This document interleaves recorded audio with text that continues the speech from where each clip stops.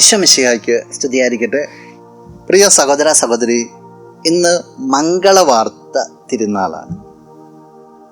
പരിശുദ്ധ കന്യാമറിയത്തിന് മുമ്പിൽ സ്വർഗത്തിൻ്റെ ദൂതൻ ഗബ്രിയേൽ വന്ന് മംഗളകരമായ വാർത്ത, രക്ഷകൻ നിന്റെ ഉദരത്തിലേക്ക് കടന്നു വരും, ഈ ലോകത്തിലേക്ക് ഇതാ രക്ഷകൻ വരുന്നു, നീ ഇതാ ജന്മം കൊടുക്കാൻ പോകുന്നു. ആ മംഗളകരമായ വാർത്ത അറിയിച്ച തിരുനാളെന്ന് തിരുനാളിൻ്റെ മംഗളങ്ങൾ നേരുകയാണ്.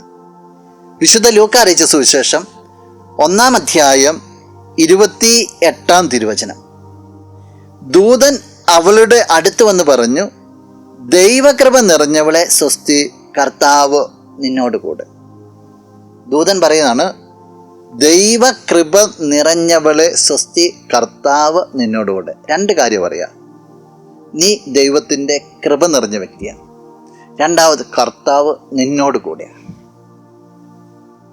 നമുക്ക് വേണ്ട രണ്ട് കാര്യങ്ങളെക്കുറിച്ച് പറയുക.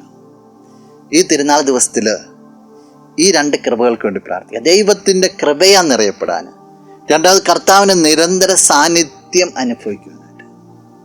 ആ ജീവിതത്തെ ഒന്ന് ക്രമപ്പെടുത്തിയാൽ മതി.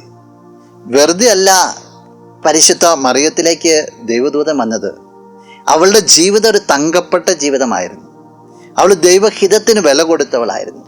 ജീവിതത്തെ ഏറ്റവും പ്രാർത്ഥനയിലും സാഹോദര്യത്തിലൊക്കെ കാത്തു സൂക്ഷിച്ച വ്യക്തിയായിരുന്നു. സ്വർഗത്തിനനുസൃതമായി നീ നിന്റെ ജീവിതത്തെ ക്രമീകരിക്കുമ്പോഴാണ് ദൈവത്തിൻ്റെ കൃപ കടന്നു വരിക. കർത്താവിൻ്റെ നിറസാന്നിധ്യമാണ്. ജീവിതത്തെ വേണ്ട രീതി ക്രമീകരിക്കാൻ നിനക്ക് സാധിക്കട്ടെ. നമുക്ക് പ്രാർത്ഥിക്കാം. കണ്ണുകൾ അടച്ച് കരങ്ങൾ കൂപ്പി. നല്ലവനായ കർത്താവേ, നിന്നെ അങ്ങ് സ്തുതിക്കുന്നു, ആരാധിക്കുന്നു, മഹത്വപ്പെടുത്തുന്നു. നിന്റെ നിറ സാന്നിധ്യത്തിന് നന്ദി പറയുക. ഈശോ ഈ വ്യക്തിയെ അനുഗ്രഹിക്കണമെന്ന് പ്രാർത്ഥിക്കുക. ഈ വ്യക്തിക്ക് നിന്റെ കൃപയിൽ വളരുവാനുള്ള, കൃപയിൽ നിലനിൽക്കുവാനുള്ള അനുഗ്രഹം നൽകണം. നിന്റെ നിറസാന്നിധ്യം എപ്പോഴും ജീവിതത്തിൽ അനുഭവിക്കട്ടെ. ഈ ദിവസത്തിന് വേണ്ട നന്മകളെ കൃപകളെല്ലാം നൽകണമേ, ഇപ്പോഴും എപ്പോഴും എന്നേക്കും. ആമേൻ.